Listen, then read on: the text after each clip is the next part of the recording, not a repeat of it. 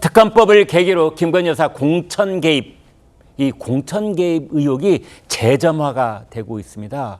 의혹의 핵심은요, 지난번 총선이 아니고 2022년, 그러니까 총선 2년 전, 그때 재보궐 선거가 있었는데 그때에도 김건희 여사가 김영선 5선 의원이죠. 전 의원의 공천에 힘을 실었다는 뉴스 토마토 보도가 있었습니다.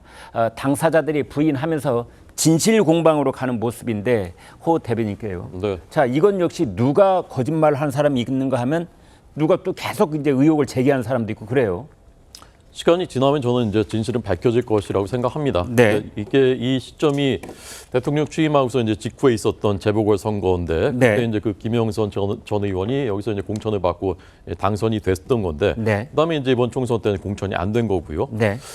저는 제 느낌은 이런 일들이 너무나 네. 많아요. 네. 예를 들면 지난번 최상병 그때도 네. 이종호 씨라는 사람 있잖아요. 주가 조작 네. 그 주범이라는 사람이 블랙펄 인베스트먼트 네. 대표였던 그 사람. 대표가 네.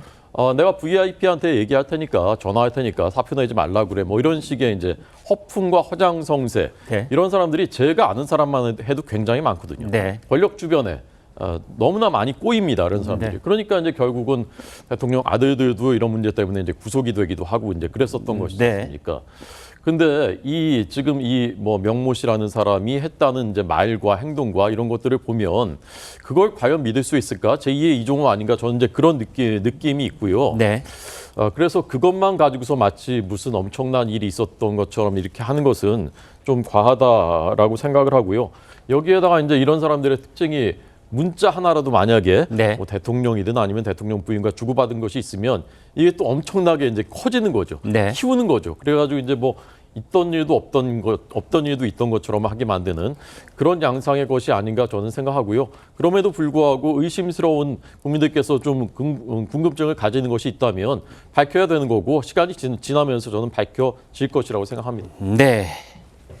자, 강성필 위원장님. 네. 사실은 뭐 용산에도 그렇고 여의도에도 그렇고 예전 청와대 근처에도 지금 말씀하신 그런 사람들이 수백 명은 될 것이다. 뭐 이런 얘기가 예전에도 있었는데 이른바 그 어느 정권이든 또는 여당이 됐든 야당이 됐든 이제 최고 실력자의 이름을 이제 거론하면서 행세를 하는 사람들이 늘 있었는데 이번에 그 거론되는 사람은 공천 개입에 의해서 핵심 역할을 했다는 명태균이라는 사람인데 이제 본인은 전면적으로 부인을 하고 있습니다만 아무튼 일단 명태균이라는 사람은 어떤 사람입니까?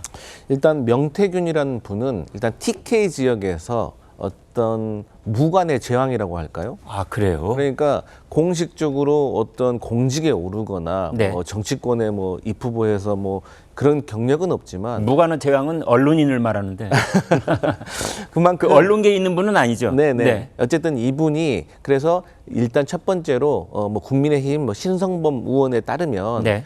어떤 사안을 바라보는 해안이 남다르다. 아, 그리고 또 여론조사에 어떤 특출한 재능이 있다. 네. 그래서 뭐 언론 보도에 따르면 이분이 언론 조사를 해서 데이터를 김종인 전 비대위원장한테 주면 이분이 또 그걸 상대로 이 판을 짠다라는 네. 말이 있을 정도로 예. 어쨌든 그 지역에서 보수 정당 내에서는 유명한 인사고 또 그에 맞게 뭐 김종인 전 비대위원장, 이준석, 뭐 박완수, 함성도 교수까지 두루 인맥이 넓게 퍼져 있는 분으로 어쨌든 알려져 있습니다. 그러나 그분이 무슨 당직을 맡고 있다든지 네. 현재 뭐 공직에 직함이 있다든지 이런 분은 아니다. 네. 자, 명태균 씨 본인은 뉴스토마토 보도 내용이 사실과 다르다라면서 해당 기사를 보도한 그 뉴스토마토의 기자, 그다음에 거기 책임자 전부 다 경찰에 명예훼손으로 고소를 했다고 그래요. 그런데 그 해당 언론사는 고소 잘하셨소? 자, 왜냐하면 고소를 하게 되면은 이제 경찰이 그 사건을 수사를 해야 되잖아요. 그러려면은 사실관계 확인하는 작업이 지금부터 진행될 거다. 그래서 법정 공방을 통해서 한번 이제 풀어보자 이런 내용 같은데 구 변호사님 어떻게 전개될 것 같습니까? 사실관계에 대해서는 수사 과정에서 들여다볼 수밖에 없거든요. 네. 양쪽 말이 맞기는 맞는데 예. 한 가지 의아한 건 보통 이런 식으로 발언을 하는 경우는 내가 증거를 들고 있지 않을 때 그런 얘기를 양쪽 하거든요. 말이 맞다는 건 무슨 뜻입니까? 그러니까 내가 명예훼손에 대해서 고소를 한다라고 하면 이제 허위 사실이다라는 주장에 맞는 액션을 취한 것이고 네. 그리고 법정 공방을 통해 가지고 가려질 것이다라고 하는 말도 일견 일리는 있는데 네. 이런 식으로 대응을 하는 게 내가 증거를 갖고 있으면 증거를 바로 후속 보도를 하거든요. 네. 근데 법정 공방을 통해서 드러날 것이다라고 하는 건 내가 증거를 들고 있지 않을 때 보통 이런 표현을 해요. 그러니까 네. 수사 과정에서 압수수색을 하든 들춰보든 제출을 요구하든 그 과정에서 밝혀질 것입니다라는 건 미루는 거거든요. 그 언론사에서 지금 후속 보도를 하지 않거나 증거를 제시하지 않으면서 수사 과정에서 밝혀질 것이다라는 건 내 보도가 맞다는 주장만 하나 포기했을 뿐이지 그거에 대한 근거는 지금 제시하지 못하고 있다. 이 부분에 초점이 있다 생각됩니다. 이번에 새로 제기된 의혹, 김건희 여사의 그 보궐선거 공천 개입 의혹에 대해서는 등장인물이 여럿이 나옵니다. 어제 뉴스토마토가 또 다른 의혹을 단독으로 보도한 그 내용, 총선 직전인 2월 29일, 올해 2월 29일입니다. 칠불사 회동이라는 기사에 제목이 있었습니다. 김영선 전 의원의 공천에 김건희 여사가 개입했다는 내용이 조금 더 구체적으로 여러 등장인물과 함께 보도가 된 겁니다. 개혁신당이 여기에 개입이 됐다라는 그런 소환도 있었습니다. 개혁신당 측 목소리를 일단 들어보시겠습니다.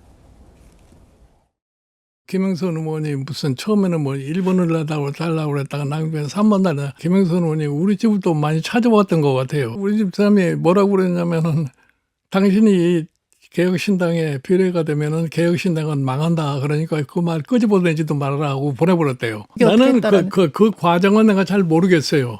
나는 듣기로는 무조건 하여튼 공천을 해서 1번이나 3번을 했으면 한다는 그런 얘기만 들은 거지. 선거 때 들어오는 정보들은 뭐 한 열에 9은 완결성이 떨어지는 게 많고요. 완결성이 있는 걸 하더라도 정확히 이게 공천 개입인지 판단하기 어려운 부분이 있거든요. 완결성이 떨어진다는 건 뭐냐면 결국 김건희 여사가 꽂고 싶어 한다고 알려진 인사를 꽂지도 못했어요. 박 의원님, 잘못하면 저희 얘기가 너무 이제 복잡해지니까 네. 제가 좀 일단 정리를 해보겠습니다. 그러니까 김영선 의원이 김건희 여사가 공천에 개입했다는 걸 알고 난 뒤에 국민의힘과 갈등 관계, 긴장 관계, 뭐 경쟁 관계에 있었던 이준석 의원이 이끌고 있던 개혁신당을 찾아가서 내가 김건희 여사의 공천 개입을 폭로할 터니 비례대표 개혁신당 1번을 타오 이렇게 했다는 의혹 제기입니까? 그렇습니다. 예. 잘 정리해 주신 것 같은데. 근데 이게 이제 사실이냐 여부를 따져야 되는 거죠. 그렇죠. 네. 근데 이제 보면 일단은 이제 보도 자체에서 보면 뭐 이준석 대표는 당시에 이제 그 1번을 달라라는 제안에 대해서 거부를 했는데 네. 이제 그 다른 복수의 배석자들이 있었다라고 해요. 네. 그 다른 누굽니까 가령? 뭐 개혁신당의 뭐 일부 이제 인사들이겠죠. 지금은 이제 이름 말하면 안 되는 단계군요. 뭐 약간 좀 조심스럽긴 합니다만 뭐 천하람 의원이나 이런 분들도 이제 지역구가 가깝고 하다 보니까 그 회동에 좀 배석을 했던 것으로 이 알고 사찰 있는데. 이름이 나오던데 네, 그 이름은 칠불사 회동 말씀이신 건가요? 그 사찰에서 만났다 이런 뜻이군요. 네, 맞습니다. 네. 새벽에 만났다 이렇게 하는데 네. 그때 당시에 이제 뭐 이준석 대표는 일정이 있어서 거부를 하고 자리를 떴고 네. 근데 이제 남아 있는 인사들끼리 이제 얘기를 했을 때 뭐 비례대표 3번을 주고 그러니까 절충안으로 비례대표 3번을 주고 기자회견을 하는 방향으로, 그러니까 김건희 여사의 공천 개입을 김영선 전 의원의 제보를 받아서 이제 폭로를 하는 방식으로 계획을 했다라고 하는데 여기에 네. 대해서 이준석 대표든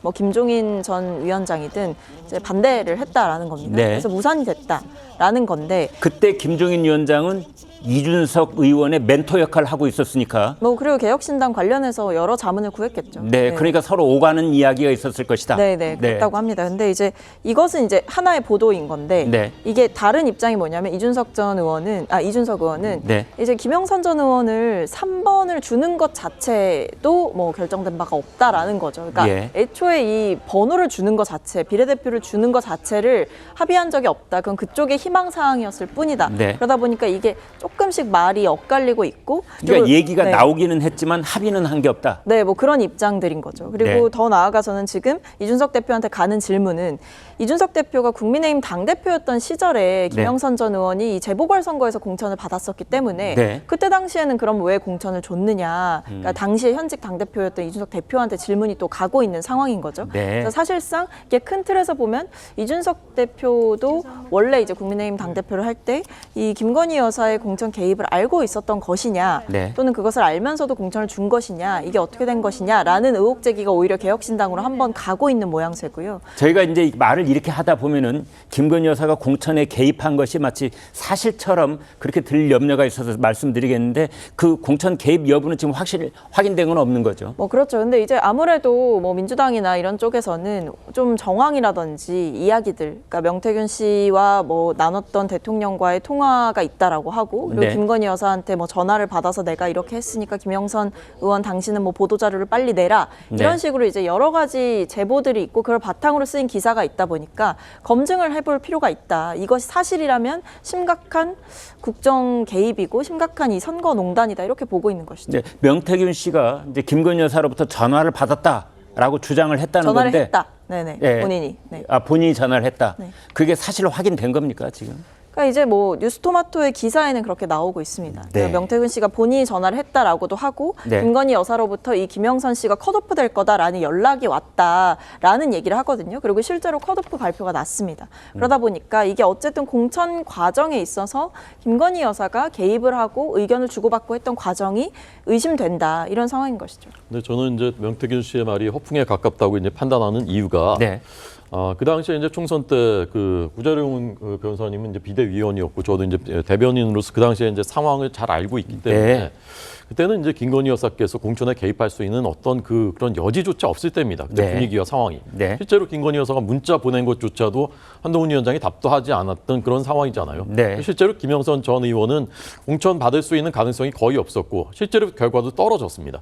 재보선 때도 마찬가지예요. 그때는 그 당시의 분위기가 김영선 의원이 공천받을 수 있는 게 대세였고 윤상현 그 당시 공관위원장도 공천을 줄 수밖에 없는 상황이었다. 그 당시에 그 전반적인 그 상황과 분위기가. 그게 김건희 여사가 끼어들 수 있는 그런 여지가 없었다는 거거든요. 객관적인 상황 속에서 돌아갔고 순리대로 된 건데 거기에 이제 이 명모 씨라는 사람이 마치 자신이 뭔가 한 것처럼 이렇게 허풍을 계속 이제 한 것이다. 저는 이제 그렇게 판단합니다.